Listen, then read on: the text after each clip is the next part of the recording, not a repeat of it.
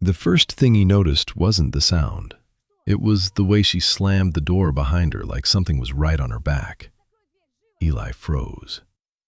1 second he was sitting on the cold concrete floor of his dad's old garage, messing with a broken flashlight.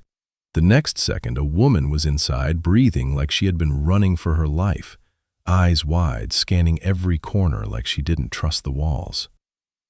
"Don't talk," she said immediately. Not loud, not panicked. Sharp, controlled, like someone who knew exactly how bad this was. Eli didn't move, didn't even blink, because something in her voice told him this wasn't normal trouble. This was the kind you don't survive if you mess it up. Outside, a car slowed down, gravel crunching. Headlights slid across the cracked window for half a second and disappeared. The woman flinched like she felt it through her skin. "They're here," she whispered. Eli's chest tightened. He didn't ask who, didn't ask why, because the way she said it answered everything.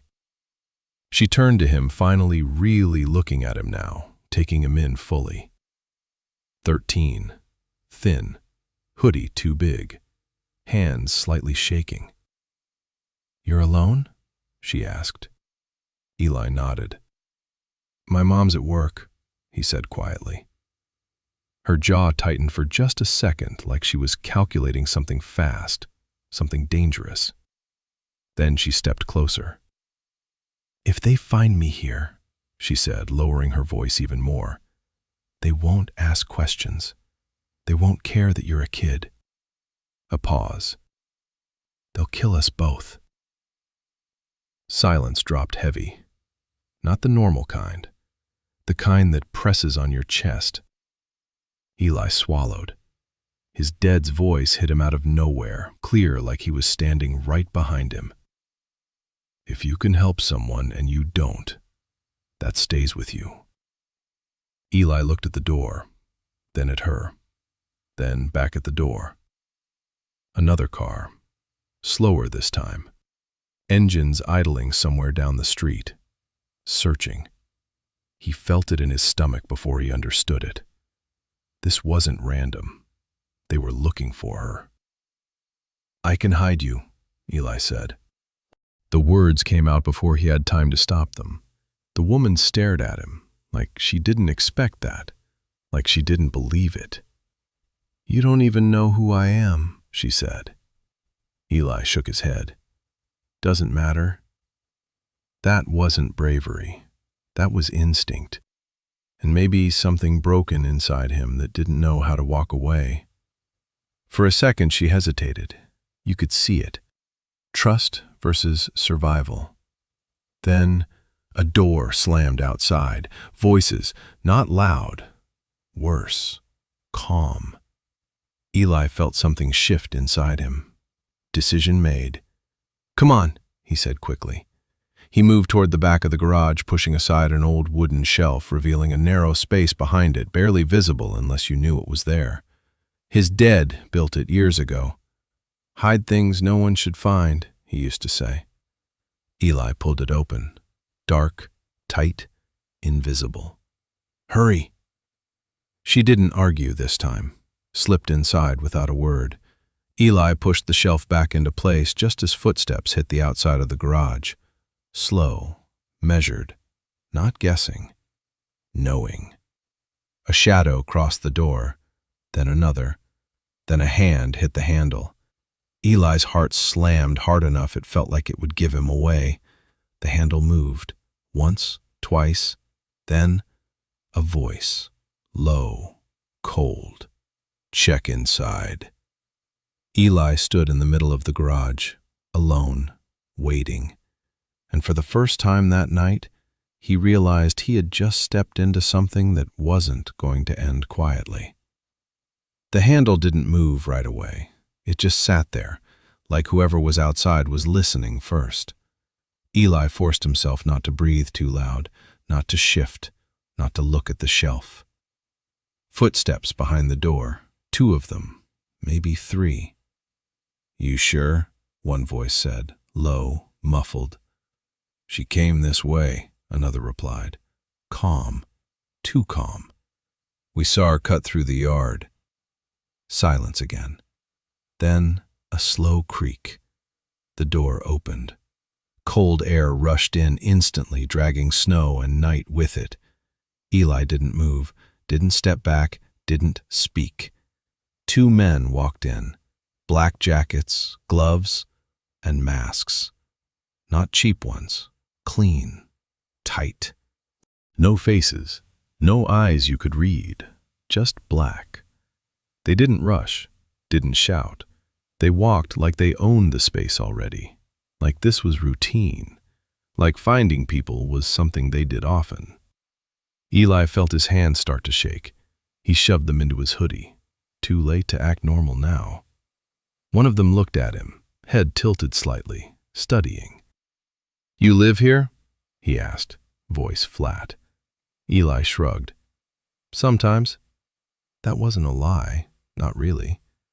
The man stepped closer, boots heavy on the concrete. "What's your name?" "Eli." The second man moved past them, slow, checking corners, looking at everything. Not randomly, systematically, like he had done this 100 times. Eli's eyes flicked for half a second, too fast, too small, but the first man saw it. His head turned slightly, followed the movement. Shelf. Eli's stomach dropped. "You alone tonight, Eli?" the man asked. Closer now, too close. Eli nodded. "Yeah." A pause, then, "Mind if we look around?" It wasn't a question. Eli felt his Died's voice again, not soft this time, firm. "If you decide to help, you don't break halfway." Eli swallowed, then shrugged again. "Nothing to see." The second man was already moving, closer to the shelf, step by step. Eli's pulse spiked, too fast, too loud. Think now. "Hey," Eli said suddenly. Both men looked at him. That wasn't expected. Good. "You guys cops or something?" he added. Annoyed tone, like he didn't care, like he'd seen this before. The first man didn't answer, just watched him, reading him. Eli leaned against the wall, forced casual. "You got a warrant?" he said. That did it. A small shift, just enough. Not anger, interest. "You think this is that kind of situation?" the man asked quietly. Eli shrugged again. "Don't know. You tell me." The second man stopped, right in front of the shelf, hand slightly raised. Almost there. Eli's chest tightened. Now or never. "I saw someone," Eli said. Both heads snapped back to him. That landed. "Where?" the first man asked instantly. Eli pointed toward the street. "Ran past like 5 minutes ago. Didn't come in here." A beat. Silence. The second man slowly lowered his hand, turned his head. "You sure?" he asked. Eli nodded. "Yeah, thought it was weird." Another pause, longer this time. The kind where they decide if you live or not. The first man stepped even closer, so close Eli could smell cold metal and something sharp. "You're not lying to me, Eli," he said. Not a question, a statement. Eli held his gaze, didn't blink, heart going insane but face empty. "No." 3 seconds. 4. 5. Then, the man stepped back. "Let's go," he said. Just like that. They turned, walked out. No rush, no noise. Door stayed open behind them, cold flooding back in. Eli didn't move, didn't breathe, didn't even think. Not yet. Outside, engines, doors, voices fading. Then silence. Real silence. Eli stood there another 10 seconds, 20. Then finally, he moved, fast, pulled the shelf aside. The woman was still there, eyes wide, hand clenched around something small, metallic. Ready. Always ready. She looked at him like she couldn't believe it. "They almost saw me," she whispered. Eli nodded. "Yeah." A pause. She exhaled slowly, shaky, but controlled. "You shouldn't have done that," she said. Eli leaned back against the wall, heart still racing. "My dad would've," he answered. She studied him. Different now. Not just a kid anymore. Something else. Something dangerous in a quiet way. Then she looked toward the door. Still open. Still cold. "They're not gone," she said softly. Eli frowned. "What?" She looked back at him. "They don't leave like that." A beat. "They come back." Eli's stomach dropped again. Outside, somewhere far, an engine didn't leave. It just idled, waiting. The engine didn't move. That was the first thing Eli understood. It wasn't leaving. It was waiting. Low, steady. Somewhere out there in the dark, just out of sight. The woman stepped out fully now, no hesitation anymore. Her eyes sharper than before, like something inside her had locked into place. "They know," she said. Eli frowned. "They left." She shook her head immediately. "No, they tested you." That hit different. Eli felt it. Cold. Real. "They don't rush. They don't guess," she continued quietly. "They come back when you relax." Outside, a door shut. Not far. Too close. Eli's pulse jumped again. "Then what do we do?" he asked.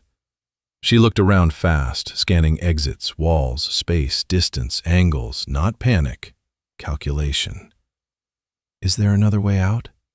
Eli nodded. "Back window, alley." "Good," she said. "We don't use it yet." "What?" "If we run now, we confirm everything." That made sense. Too much sense. Eli hated it. Another sound outside. Footsteps. Slow. Crunch of snow. Not trying to hide it this time. Letting them hear. Pressure. "They're circling," she said. Eli's chest tightened. "How many?" She listened, eyes slightly closed, counting. 3, maybe 4. Not guess. Certainty. Eli swallowed. That wasn't survivable. Not if they came in again.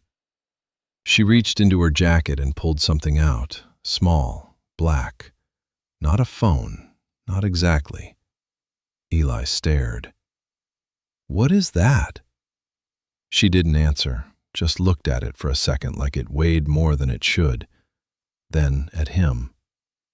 "If they find this," she said, "it's not just us." A beat. "It's the whole city." Eli blinked. "What does that even mean?" She stepped closer, lowered her voice. "There are people here who shouldn't be protected." Another step. "They paid to stay hidden." Another. "And this proves it." Eli looked at the device again, then at the door, then back at her. Now it made sense. Not random, not personal. This was bigger, way bigger. A shadow passed the window. Eli froze. So did she. No talking now, no movement, just listening. The handle didn't move this time. Instead, a knock. Soft, controlled, too controlled. Eli's stomach twisted. "Kid?" A voice came from outside. Different one. Not the same as before. Calmer, friendlier. Fake. "We just want to ask you something." Eli didn't answer. The woman shook her head slightly. Don't. The voice continued. You're not in trouble. A pause. We know she's in there. Eli's heart slammed hard. That was it. No more guessing, no more hiding. They knew, or they wanted him to believe they knew. The woman leaned closer, whispered, They're pushing you. Eli clenched his jaw. Don't open the door, she added. Another knock, a little louder now. Eli, the voice said. Eli froze. How do they know my name? He whispered. The woman's eyes darkened. They didn't before. That meant they learned it, fast, too fast. They're not leaving, Eli said. No, she replied. Silence stretched, tight, heavy. Then Eli moved. What are you doing? She hissed. He didn't answer, walked straight to the door, stopped, hand on the handle. The woman stepped forward, fast. Eli, if you open that door. He looked back at her, not scared now, focused. My dad always said something else, too, he said quietly. A beat. If you help someone, you finish it. Then he turned back, opened the door. Cold air hit instantly. 3 figures outside, all masked, all still, watching him. The one in front tilted his head slightly. There you are, he said. Eli stepped out, closed the door behind him. That mattered. He made sure of it. I told you, Eli said, voice steady. I didn't see anyone. The man smiled under the mask. You could hear it. That's okay, he said. A pause. We're not here to ask anymore. Behind him, one of the others shifted, moving toward the garage. Eli stepped forward, blocking the path, small, but in the way. You should leave, Eli said. Silence. Then, the man stepped closer, towering over him now. Move, he said quietly. Eli didn't step back, didn't look away, and for a second, something changed. Not in Eli, in them. Because this wasn't how this usually went. This wasn't fear. This was resistance. Wrong kind. Unexpected. The man studied him, longer this time. Then, grab him. Everything snapped at once. A hand shot forward, and Eli realized this just got real. The hand hit him fast, too fast. Eli didn't even see which one moved first, just felt fingers grab his hoodie and yank him forward like he weighed nothing. His back slammed into cold metal. Pain shot through his plecho, but he didn't make a sound, didn't give them that. Easy, the first man said calmly, like this was nothing, like grabbing kids in the night was just part of the job. Eli's breath came out sharp. Cold air burned his lungs. Where is she? The man asked. Not loud, not angry. Worse. Certain. Eli shook his head. I told you. The grip tightened, harder. His feet barely touched the ground now. You don't understand what you're in, the man continued. Eli looked straight at him. I do. That wasn't true, but it sounded like it, and that mattered. A second man moved past them toward the garage. Door, handle, almost. Wait, Eli snapped, loud, sharp. All 3 of them shifted their attention back to him instantly. Good. That bought seconds, maybe less. She's not in there, Eli said quickly. The first man tilted his head. Then where is she? Think now, fast. Eli forced his breathing to slow. My friend saw her, he said, a beat. Ran behind the houses, toward the train tracks. Silence. They were listening. Not believing yet, but listening. "Why didn't you say that before?" the second man asked. Eli shrugged again, forced it. "I thought you were cops." That landed. Small shift, again. The first man looked at the others, processing, calculating. "Tracks are 2 minutes out," one of them muttered. "Cold slows her," another added.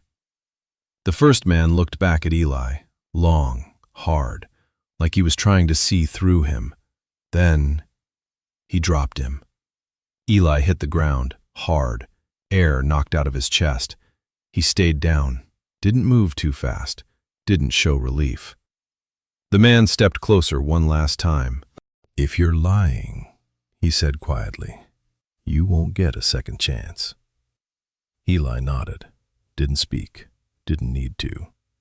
The man stared one more second, then, "Move," he said.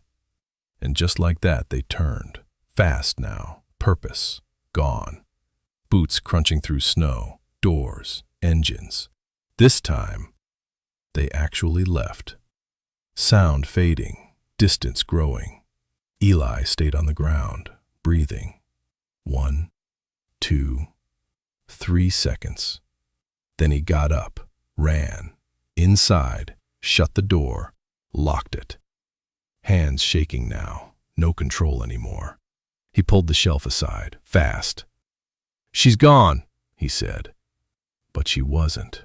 Still there, still holding that device, still watching him. Different now, way different. "You lied to them," she said. Not surprise, something else. Respect. Eli leaned against the wall, trying to slow his heart. "They believed it," he said. She shook her head slightly. "No." A beat. "They chose to." That hit, harder than anything tonight. "They'll come back again," Eli said. She nodded. "Yeah."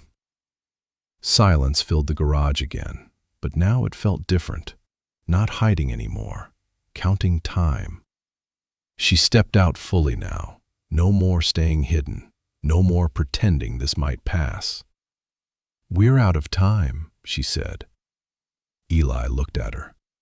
At what point were we not?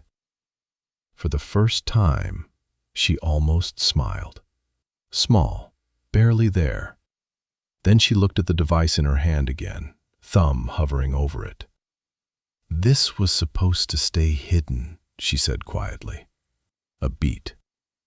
"But now," she looked up at him, "you changed that." Eli frowned. "How?" "You made me choose," she replied. Another second, then she pressed something. The device blinked. Once, twice. Activated. Eli stared. "What did you just do?" She didn't answer right away, just slipped it back into her jacket, then looked straight at him. "I just told them where I am." Eli's stomach dropped. "You what?" Her voice stayed calm, too calm. "I told the right people." A pause. "Not the ones chasing me." Outside, nothing. No engines, no voices, just cold, still night. Eli shook his head. "That's not better." She stepped closer. "No," she said. "It's worse." A beat. "For everyone except us." Eli stared at her, trying to understand. Failing. Then, far away, very far, a sound, low, deep, not like cars, not like before, different. Eli turned toward the door, listened. "What is that?" The woman didn't even look. She already knew. "That," she said quietly, "is the part you don't run from." The sound grew, slow, heavy, like thunder that didn't belong to the sky. And Eli realized whatever she just called was coming. The sound didn't stop. It grew, slow at first, like something far away just passing through, then deeper, heavier, too steady to be random. Eli stood frozen near the door, listening, trying to understand what he was hearing, but his body already knew before his mind caught up. Engines. Not one, not two. Many. The woman didn't move, didn't even look nervous. That was the worst part. "You called them," Eli said. Not a question. She nodded once. "Yes." "Who are they?" A pause, then, "My family." That didn't make it better. If anything, it made it worse, because the people chasing her weren't normal. And if she wasn't afraid of what she just called, that meant they were worse. The sound rolled closer now. You could feel it in the floor, in the walls, in your chest, like something alive moving through the night. Eli stepped toward the window slowly, careful. Didn't go all the way, just enough to see the street. Empty. Still. For now. "They're too loud," Eli said. "They'll hear it." "They already know," she replied. That landed heavy. Then, another sound. Different. Sharp. Headlights. Not from far away. Close. Too close. Eli snapped his head toward the door. "They're back." She moved instantly now, grabbed his arm. "Listen to me." Her voice changed, urgent, focused. "If they get in here again, you don't talk." Eli frowned. "I didn't." "You did enough," she cut him off. A beat. "This time, they won't ask." That was all he needed to hear. Outside. Doors slammed, fast. Not calm anymore. They were moving with purpose now. No more testing. No more playing. "They figured it out," Eli said. She nodded. "Yeah." The handle hit hard this time. No pause, no knock. Just force. Once. Twice. Wood cracked slightly under the pressure. Eli's chest tightened. "They're breaking in." "No," she said. "Not yet." Another hit. Harder. The door shook. Eli stepped back. Instinct. Run. Hide. But there was nowhere left. The woman looked around once fast, then made a decision. "Get behind me." "What?" "Now." Eli didn't argue. Moved. Heart pounding so loud it drowned everything else. She reached into her jacket again. Not the device this time. Something else. Small. Metal. Eli's eyes widened. "You had that this whole time?" She didn't answer, just held it steady, pointed at the door. Ready. Always ready. Another slam. The wood split slightly near the lock. "They're coming through," Eli said. "Yeah."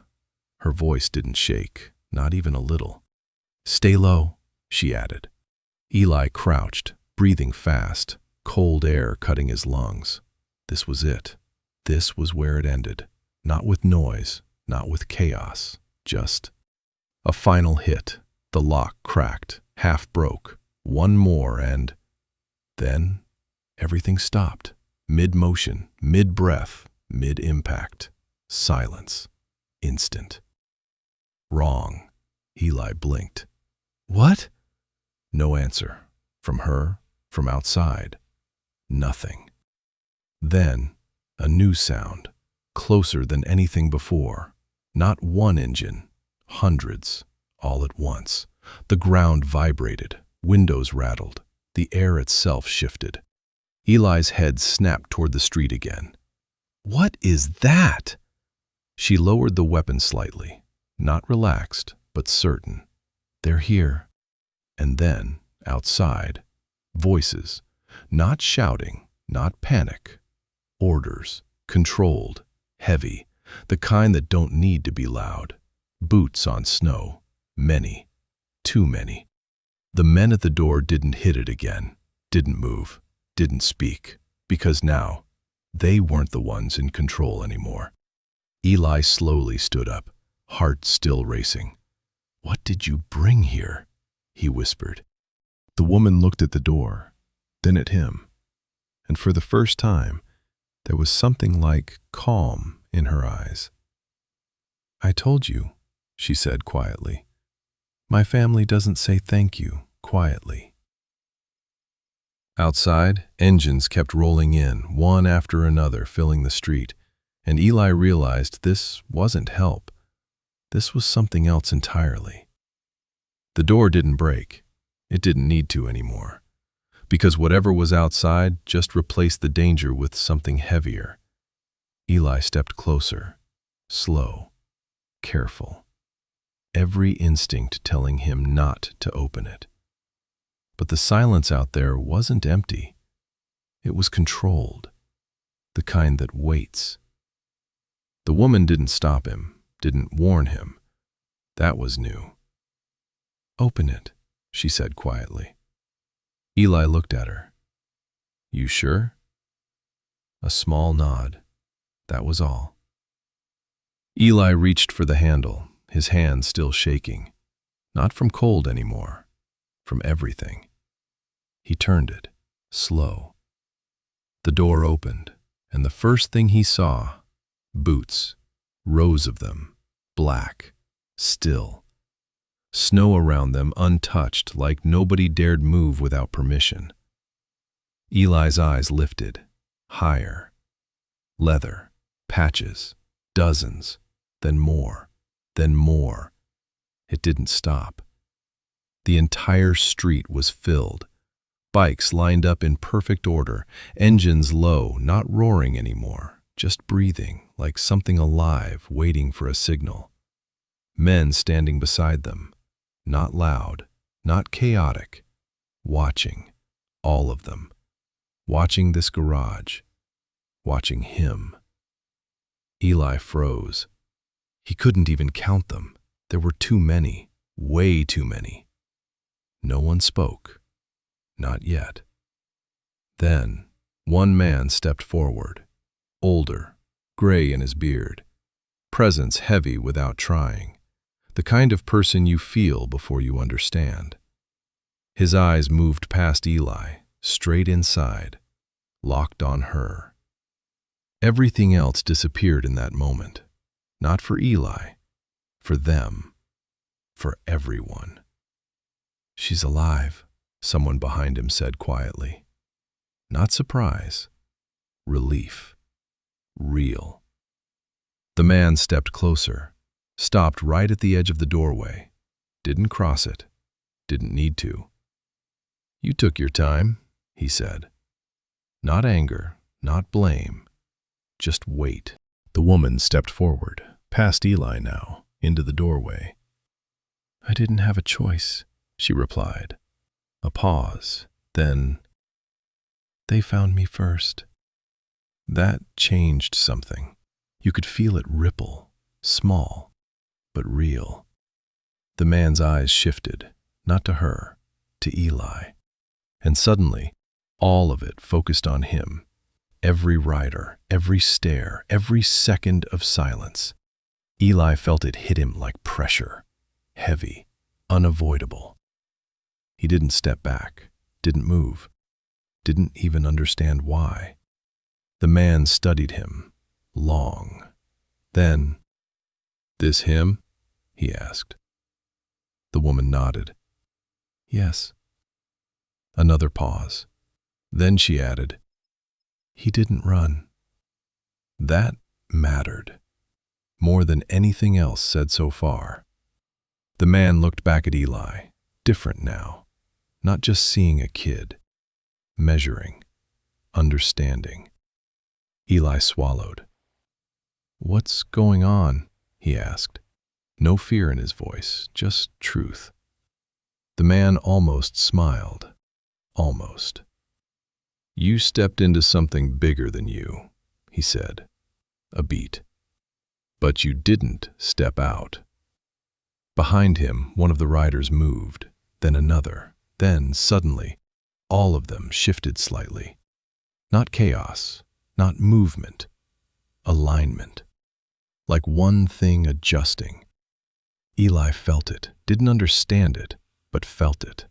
The woman reached into her jacket again, pulled out the device, held it up. "This is why," she said. The man looked at it, then back at her, then nodded once. That was enough. No questions, no doubt, just confirmation. Then he turned slightly, looked past Eli, toward the street, and spoke. Not loud, didn't need to. "Handle it." That was it. No shouting, no drama, just 2 words. And instantly, half the riders moved, fast, precise, gone down the street in seconds. Eli turned, confused. "What are they doing?" "They're cleaning it up," she said. Simple. Like that explained everything. Eli looked back at her, then at the man, then at the street filled with bikes, then at the silence that followed movement. And something clicked. This wasn't help. This wasn't random. This was control. The man looked at Eli again. "You kept her alive," he said. Eli shook his head slightly. "You didn't walk away," the man cut in. A pause. "That's not just." Silence again. But different now. Warmer. Not safe, but not danger either. Something in between. The man stepped back slightly, gave space. Rare. "You got a name?" he asked. Eli hesitated. Then, "Eli." The man nodded, like he'd remember that, like it mattered now. Then, far down the street, a shout, then another. Not panic. Signal. It was done. Whatever they came for was over. The man didn't turn, didn't react, already knew. Then he looked back at Eli and said quietly, "You're not invisible anymore." Eli felt that. Deep. Too deep. And for the first time he realized this night didn't end when the danger stopped. It was just beginning. The street didn't go back to normal. It didn't even try. Engines still idling, low, controlled, like a warning that hadn't been turned off yet. Eli stood in the doorway, not moving, still trying to process how everything flipped in seconds. One minute he was about to get dragged out of his own garage. Next, those same men were gone. Erased. Like they never had control in the first place. "How many of you are there?" Eli asked quietly. The man didn't answer right away, just looked at the street, then back at him. "Enough," he said. That wasn't a number. That was a statement. Behind them, 2 riders returned, walking, not rushing. One of them gave a small nod. "That's it," he said. No details. Didn't need any. The man nodded once. Done. Just like that. Eli felt something shift again. Closure. Fast. Too fast. "They're gone?" Eli asked. The woman answered this time. "Yes." Not relief. Final. "They won't come back." Eli believed her. Didn't know why, but he did. Silence settled again. But now it wasn't tension. It was weight. The kind after something big ends. The man stepped closer again. Not threatening, but still powerful. "You know what she was carrying?" he asked. Eli shook his head. "No." The woman looked at him, then at the man, then back. "He doesn't need to know," she said. A beat. The man held her gaze, then nodded. Fair. That told Eli everything he needed to know. It was bad, bad enough to keep it hidden even now. The woman stepped closer to Eli, close enough that her voice dropped just for him. "What you did tonight?" she said, then stopped, like words weren't enough. Eli shrugged slightly. "I just didn't leave you." She nodded. "That's the problem," she said quietly. Eli frowned. "What?" She looked at him, straight. "You don't understand how rare that is." That hit different.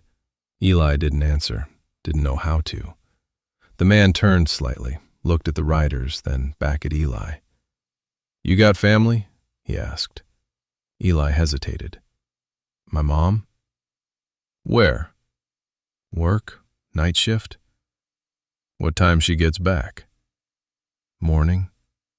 The man nodded, thinking, then, "You stay here tonight?" Eli nodded. "Yeah."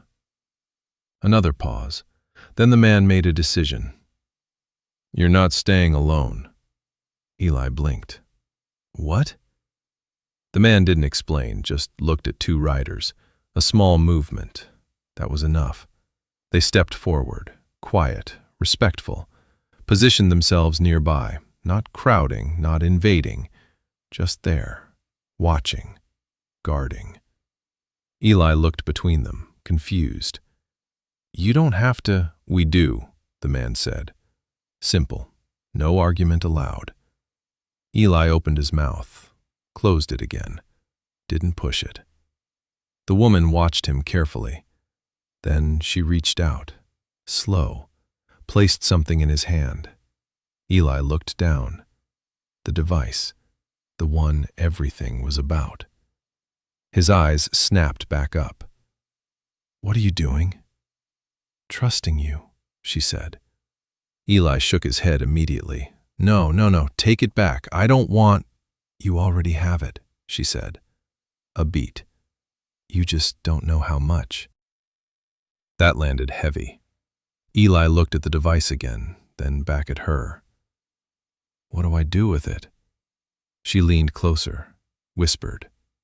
"Nothing." A pause. "Just don't lose it." Eli stared. That was worse. Way worse. The man watched all of this, didn't interrupt, didn't stop it. That meant he agreed. That meant it mattered. Eli closed his hand around it slowly, felt the weight. Not physical. Something else. Responsibility. Danger. Both. Then the woman stepped back, looked at the man. "We're done here," she said. He nodded, then turned to Eli one last time. "You did more than you think tonight," he said. A pause. "And we don't forget that." Behind him, engines started to rise again, not loud, but growing, one by one. Eli looked out at the street, all those bikes, all those people, moving, like one thing, leaving. The man stepped back, turned, started walking, then stopped, half-turned, looked at Eli again, and said, "Morning's going to be different for you." Then he was gone. The engines built, louder now, filling the street. Then they moved, wave after wave of bikes rolling out into the night, disappearing the same way they came, controlled, silent in their own way. Eli stood there, holding the device, watching everything fade, until nothing was left, just snow, cold, and two riders still standing nearby, guarding. Eli looked at them, then back at the empty street, then down at his hand. And finally, he understood this wasn't over, not even close. The silence after they left felt louder than everything before. No engines, no voices, no shadows moving in the snow, just cold, still, empty. Eli stood in the doorway longer than he needed to, like if he moved too soon it would all come back. But it didn't. They were really gone. Only two riders remained, one near the street, one closer to the garage. Not talking, not looking at him much, just there, like part of the night. Eli closed the door slowly, This time, it didn't feel like hiding. It felt like something else, like holding a line. He leaned his back against it, exhaled, long, shaky, his body finally catching up to everything that just happened. His hands were still trembling, not from fear anymore, from the crash after it. He looked down, the device still in his hand. Small, simple. Didn't look like something people would kill for. Didn't look like something that could bring hundreds of bikers into a street in minutes. But it did. He opened his palm slightly, stared at it. "What are you?" he muttered. No answer. Of course. He shoved it into his hoodie pocket, fast, like hiding it made it less real. Didn't help. Nothing about tonight felt real anymore. He pushed the shelf back into place fully, checked it twice, then walked to the small corner where he usually sat, dropped down, pulled his knees in, just breathing, trying to slow everything down. Minutes passed, maybe more. Hard to tell. Time didn't feel normal anymore. At some point, a knock. Soft. Eli froze, instant, heart jumping again. But it wasn't the same. Didn't feel the same. "Kid," a voice said from outside. One of the riders.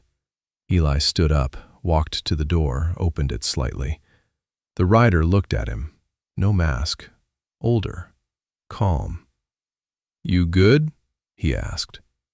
Eli nodded. "Yeah." A pause. The man looked past him inside, then back. "You should try to sleep." Eli almost laughed. "Yeah, right." The man didn't smile, just nodded like he understood. "Still," he said, a beat. "We're here." Simple, but it landed. Eli nodded again, closed the door, locked it. This time, he believed it would hold. He went back, sat down again, pulled his hoodie tighter. The cold still there, but not the same. Not alone anymore. That changed things. A lot. His Died's voice came back again, quieter now. "You did what you could." Eli stared at the wall. "Yeah," he muttered. "But now what?" No answer. Just the hum of distant wind and the presence outside. He lay down eventually. Didn't plan to, just happened. Exhaustion hit hard, too hard. His body gave up before his mind did, eyes closing slowly. Still listening, still half ready. But sleep took him anyway. Fast, deep, like falling. Morning came different. Not with noise, not with chaos, with light. Gray, cold, quiet. Eli opened his eyes slowly. For a second, he didn't remember. Then it all hit at once. The woman, the masks, the riders, everything. He sat up fast, looked around. Empty. Garage the same as always, like nothing happened. Except it wasn't. He stood, walked to the door, opened it, and froze.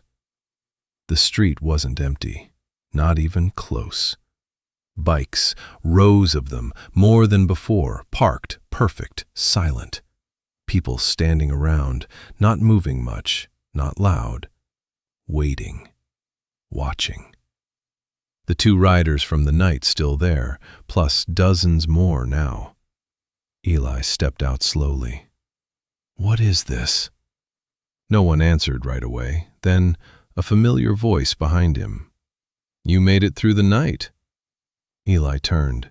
She was there, standing, better now, stronger, not running anymore, in control.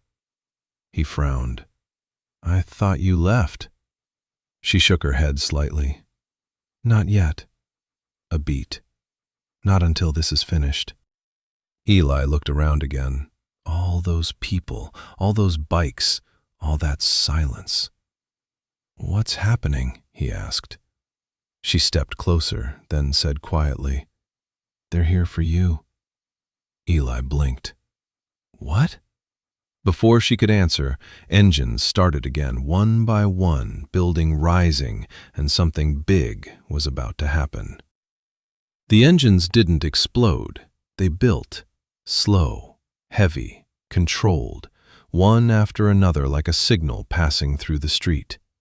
Eli felt it in his chest before it got loud. That same feeling from the night, but bigger now, way bigger. He turned slowly. Every rider was getting back on their bike. No chaos, no shouting, just movement. Perfect, like they all knew exactly what came next. "What are they doing?" Eli asked. The woman didn't answer right away. She watched, then, "They're showing up," she said. Eli frowned. "They're already here." She shook her head slightly. "No." A beat. "This is them making it known." That sounded worse. The man from last night stepped forward again. Same presence, same control, but now more eyes on him, more weight. He looked at Eli, long, then nodded once. That was enough. Instantly, the engines rose higher, louder, but still not wild, not messy, organized noise. Power. Eli stepped back slightly, didn't even realize he did. The ground vibrated now, windows in nearby houses shaking, people starting to appear, doors opening, faces watching, confused, nervous. The whole street was waking up and seeing this. "What is going on?" someone whispered from a porch. No one answered them. No one explained. Because this wasn't for them. This was for one person, Eli. The man raised his hand slightly, just a small movement, and everything stopped at once. Engines cut, silence dropped hard, heavy, total. Hundreds of bikes, not a sound. That alone felt unreal. Eli stared. He had never seen anything like that, not even close. Then, one rider started clapping. Slow, deliberate. Once, twice. Then another joined. Then another. Then all of them. Hundreds of hands. Same rhythm, same pace. Not loud, but powerful, like a wave. Eli didn't move, didn't understand, couldn't. The sound filled the street, echoed off the houses, off the buildings, through the air. And somehow, it wasn't chaos. It was respect. Pure, clear, directed. At him. Eli's chest tightened. "What are they doing?" he whispered. The woman stepped closer, right beside him now. "They don't say thank you quietly," she said again. The clapping continued, steady, unbroken. And then, the man moved. Walked straight toward Eli, through the space that opened instantly for him. No one in his way, no hesitation. He stopped right in front of him. Close, but not overwhelming. Eli looked up, didn't look away. Couldn't. The man reached into his vest, pulled something out. Small, folded, leather. He held it for a second, then placed it over Eli's shoulders. Carefully. Like it mattered, like it wasn't just an object. Eli looked down, his hands slowly touching it, feeling the weight, the texture. New, clean, different from anything he had. On the back, stitched in bold letters, Guardian.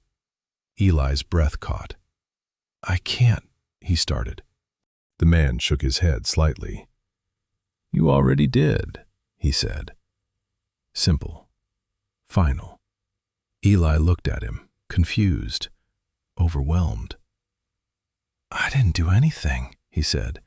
His voice cracked a little, didn't mean to. The man leaned slightly closer, lowered his voice. "You did the one thing most people don't." A beat. You didn't look away. That hit deeper than anything else. The clapping slowly faded, not sudden, gradual, like it was meant to settle, not end. Behind them, more riders stepped forward, one with a bag, another with something wrapped, another just standing there, presence alone enough. Eli didn't move, didn't know what to do, didn't know where to look. Because just hours ago, he was alone, invisible. And now the entire street knew his name, knew what he did, and treated it like it mattered. The woman placed a hand lightly on his shoulder. "You changed something last night," she said quietly. Eli swallowed, still staring at the vest, still trying to understand. "What?" She looked at him, serious now. "You reminded them who they are." That landed hard. And Eli realized this wasn't just about saving her. This was bigger, way bigger. The street didn't move right away after that. No engines, no voices, just people standing there, watching him. Not like before, not like strangers. Different. Eli stood in the middle of it all, wearing something he didn't earn the way people usually do. No fights, no money, no status, just one decision. And somehow, that was enough. His hands still rested on the vest, like if he let go it would disappear, like none of this would be real anymore. The man stepped back slightly, gave him space, didn't crowd him, didn't turn it into something loud, because it didn't need that. It was already bigger than that. "You don't owe us anything," the man said. Eli looked up, confused. "What?" The man nodded toward the street. "All this? It's not a debt." A pause. "It's respect." That word stayed, heavy. Eli didn't know what to do with it, didn't know how to hold it. The woman stepped forward again, now closer than before. No fear left in her, no urgency, just calm. "You saved my life," she said. Eli shook his head. You stayed," she cut in. A beat. "That's the difference." Silence settled again, but softer now, not pressure, something else. Then a car turned the corner. Slow. Familiar. Eli's head snapped toward it instantly. His stomach dropped. "My mom!" The car pulled up too fast. Door opened before it fully stopped. She stepped out, still in her work clothes, face tense, eyes searching. Then she saw it. The bikes, the people, the street filled with something she didn't understand. And in the middle of it, her son, Eli, standing there wearing a leather vest surrounded by hundreds of bikers. She froze. For a second she didn't move, didn't speak, couldn't. Eli stepped forward slightly. "Mom?" She walked toward him fast now, not scared, not careful, straight through everything like none of it mattered. And maybe it didn't. Not compared to him. "What happened?" she asked, voice tight, controlled, but shaking underneath. Eli didn't know where to start, didn't even try. "I just helped someone," he said. That sounded small, too small, but it was true. She looked at him, then at the vest, then at the people around him, trying to connect something that didn't make sense. The woman stepped forward, calm, respectful. "He didn't just help," she said. Eli's mom looked at her, then back at Eli. "He protected me," the woman added. A beat. "When no one else would." That changed everything. You could see it in her face, fear shifting, not gone, but different now. Understanding. Slow. Heavy. She looked at Eli again, long, then reached out, touched his face, like making sure he was real. "You okay?" she asked quietly. Eli nodded. "Yeah."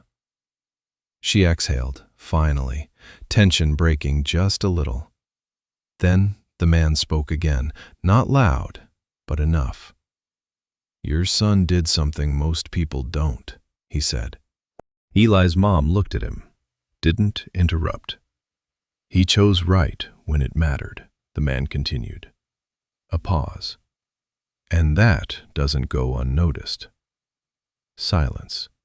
Then Eli's mom nodded slowly, not fully understanding everything, but enough. She looked back at Eli and said quietly, "I'm proud of you." That hit harder than everything else. Harder than the engines, harder than the crowd, harder than the night. Eli didn't respond. Couldn't. Didn't need to. The man stepped back, looked at the riders. Small signal. Enough.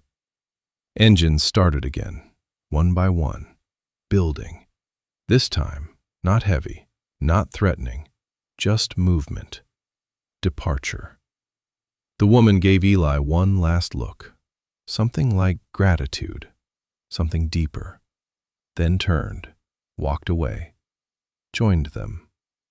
Within seconds, the street began to clear, row after row of bikes rolling out, leaving the same way they came, controlled, quiet in their own way. And then they were gone, just like that. No chaos, no noise left behind, just snow, cold air, and silence. Eli stood there with his mom beside him, hands still on the vest. Street empty again, like nothing ever happened. But everything had. His mom looked at him again, still processing, still catching up. "You're telling me all this happened in one night?" she asked. Eli nodded slowly. "Yeah." A pause. Then he looked down at the vest again, then back at the empty street, then said quietly, "I think it's not over."